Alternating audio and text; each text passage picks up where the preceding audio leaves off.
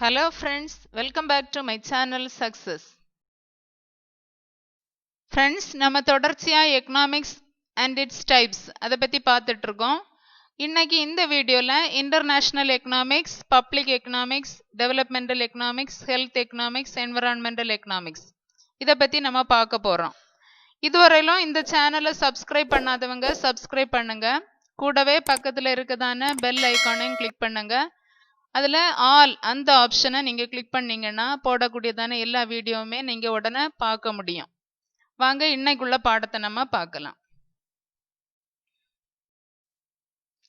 International economics.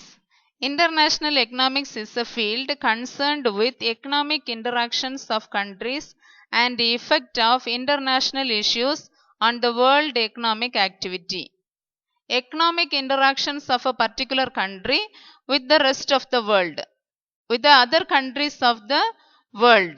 ஒரு நாட்டினுடைய பொருளாதார தொடர்பு, உலகத்தில் உள்ள மற்ற நாடுகளோடு கூடிய பொருளாதார தொடர்பை பற்றி படிக்கக்கூடியதான் international economics.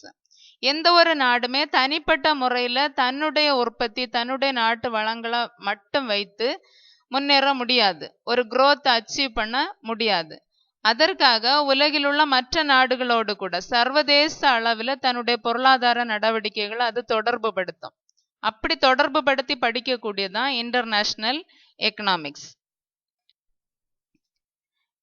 International economics studies economic and political issues related to international trade and finance.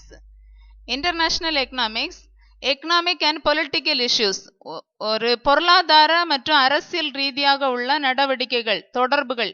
International trade and finance, international ட்ரேடுக்கும் ஃபினான்ஸுக்கும் இருக்கக்கூடியதான தொடர்புகளை பற்றி படிக்கக்கூடியதான் இன்டர்நேஷ்னல் எக்கனாமிக்ஸ். இது என்னென்ன வடிவில் இருக்கும்னா, through foreign capital investment and international trade. Foreign கேபிட்டல்னு சொல்லும்போது any flow of investment or any capital movements from one country to another country.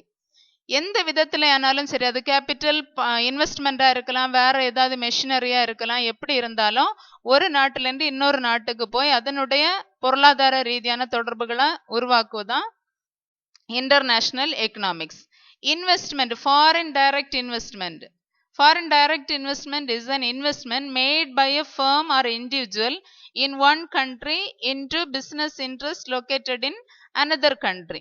ஒரு நாட்டில் இருக்கக்கூடியதான ஒரு தனிப்பட்ட நபரோ இல்லைன்னா ஒரு ஃபர்ம், ஒரு இண்டஸ்ட்ரி எதுவானாலும் இன்னொரு நாட்டில் உள்ள பிஸ்னஸ் இன்ட்ரெஸ்ட்ல அங்குள்ள பொருளாதார நடவடிக்கையில தலையிட்டு அதற்கு இன்வெஸ்ட்மெண்ட்டை கொடுக்கறது தான் ஃபாரின் டைரக்ட் இன்வெஸ்ட்மெண்ட்னு சொல்றோம்.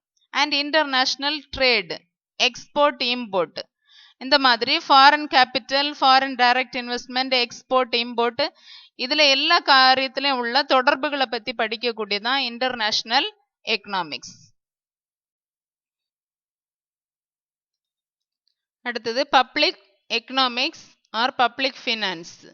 Public finance is concerned with the income or revenue raising and expenditure incurring activities of the public authorities and with the adjustment of the one with the other.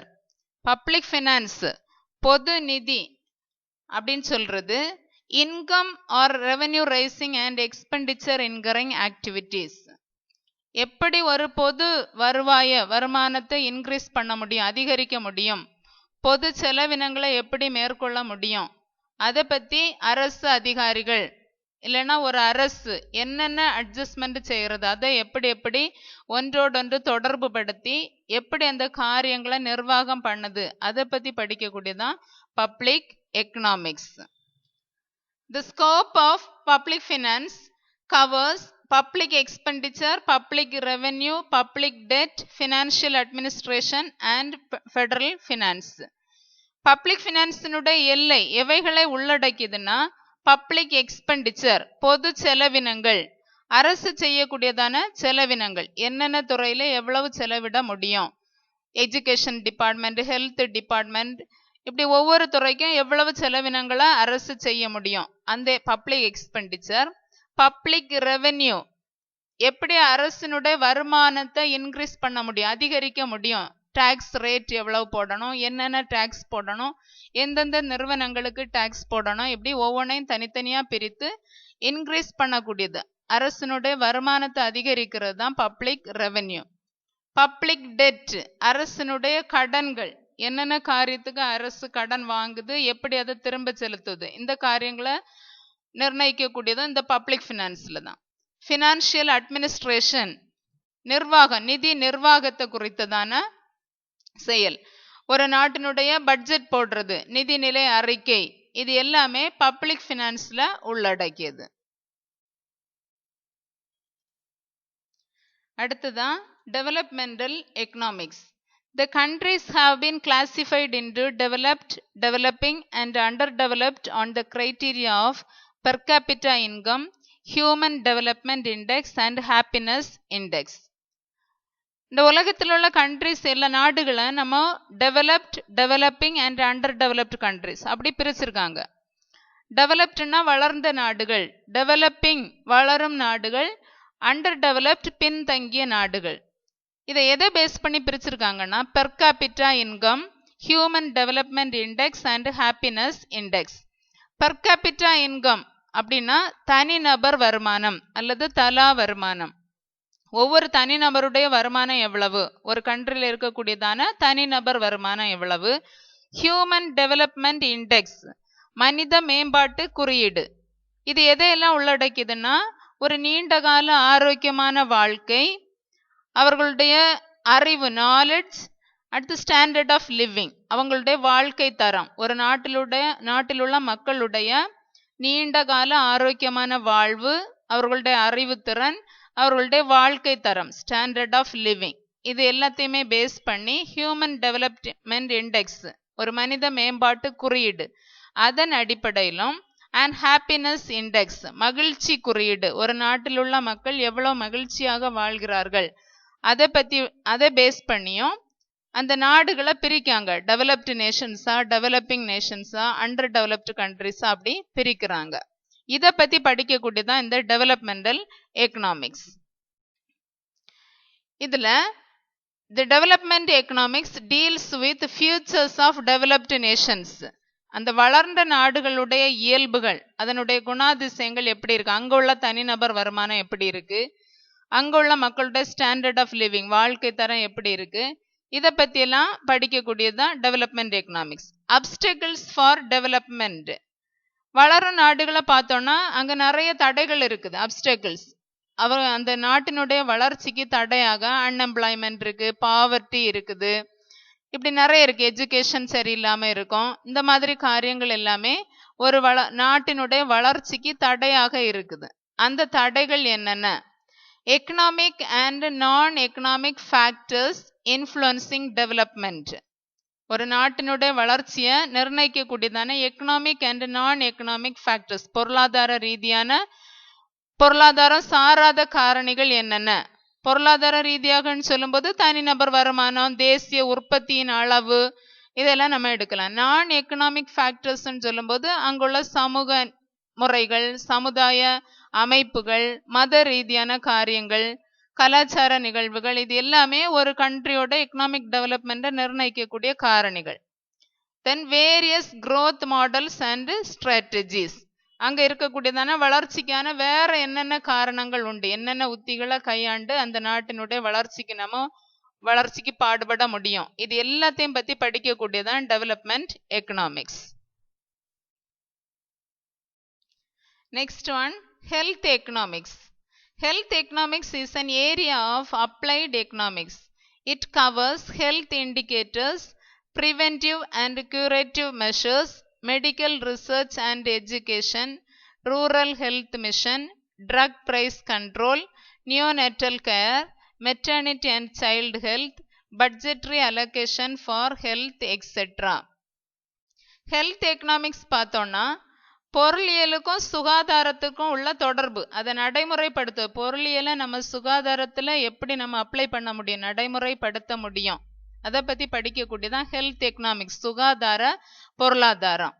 இது எதெல்லாம் உள்ளடக்கியதுன்னா ஹெல்த் இண்டிகேட்டர்ஸ், சுகாதார குறியீடுகள், preventive and curative measures. ப்ரிவென்டிவ்னா நோய் தடுப்பு நடவடிக்கைகள், இப்போ ஒரு இடத்துல நோய் பரவிட்டு இருக்கு, இப்ப கூட நமக்கு COVID-19 பரவி வருகிறதுனால அதை தடுக்கக்கூடியதான நடவடிக்கைகள் என்னென்ன செய்யணும், மாஸ்க் போடணும், சமூக இடைவெளியை கடைபிடிக்கணும், இந்த மாதிரி ப்ரிவென்டிவ் மெஷர்ஸ் சொல்றது.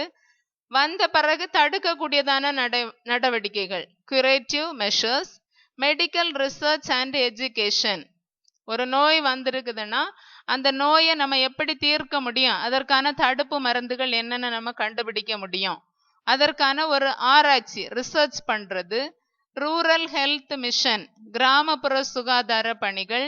ட்ரக் பிரைஸ் கண்ட்ரோல், மருந்து விலை கட்டுப்படுத்துவது, அதிகப்படியான விலை இல்லாம எல்லா மக்களுக்கும் கிடைக்கக்கூடிய அளவுல விலையை நிர்ணயிப்பது. நியோநேட்டல் கேர், மகப்பேறுக்கு பின்னான காலத்தில் உள்ள பாதுகாப்பு காரணங்கள். மெட்டர்னிட்டி அண்ட் சைல்டு ஹெல்த், மகப்பேறு காலத்திலும் அடுத்து குழந்தைகளுக்குள்ள ஹெல்த், அதனுடைய சுகாதாரத்தை பத்தி கண்காணிக்க கூடியது. Budgetary allocation for health etcetera, வரவு செலவு திட்டங்கள். இந்த ஹெல்த் சுகாதாரத்துறைக்கு என்னென்ன வரவு செலவுகள், எவ்வளவு தேவை இருக்கு, இன்னும் நம்ம எவ்வளவு செலவு பண்ணணும், இதை பத்தி எல்லாமே படிக்கக்கூடியதான் health economics. Next one, environmental economics. Depletion of natural resources stock and pollution result from rapid economic development. Environmental economics எதை பத்தி படிக்கக்கூடியதுன்னா, நம்முடைய இயற்கை வளங்கள், நேச்சுரல் ரிசோர்சஸ் ஸ்டாக், எவ்வளவு இயற்கை வளங்கள் இருக்குது, அது எவ்வளவு குறைவா இருக்குது, எவ்வளவு சுரண்டப்படுது, அடுத்து வேகமா வளரக்கூடியதான எக்கனாமிக் டெவலப்மெண்ட், ஒரு அதிகப்படியான வளர்ச்சியினால ஏற்படக்கூடியதான காற்று மாசு, சுற்றுச்சூழல் மாசு, இதை பத்தி எல்லாத்தையும் ரிலேட் பண்ணி படிக்கக்கூடியதான் environmental economics. Environmental economics which analyze the interrelationship between economy and environment. சுற்றுச்சூழலையும் நம்முடைய பொருளாதாரத்தையும் ரிலேட் பண்ணி தொடர்பு படுத்தி படிக்கக்கூடிய ஒன்று தான் என்விரான்மெண்டல் எக்கனாமிக்ஸ்.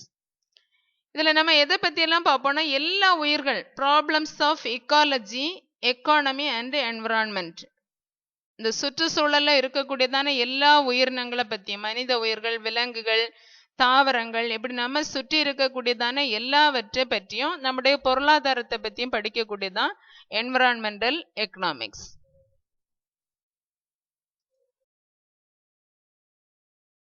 ஓகே ஃப்ரெண்ட்ஸ், இன்னைக்கு நம்ம international economics, public economics, developmental economics, environmental economics, health economics இதை பற்றி பார்த்துருக்கோம். அடுத்த வீடியோவில் இதனோட கண்டினியூஷனை நம்ம பார்க்கலாம்.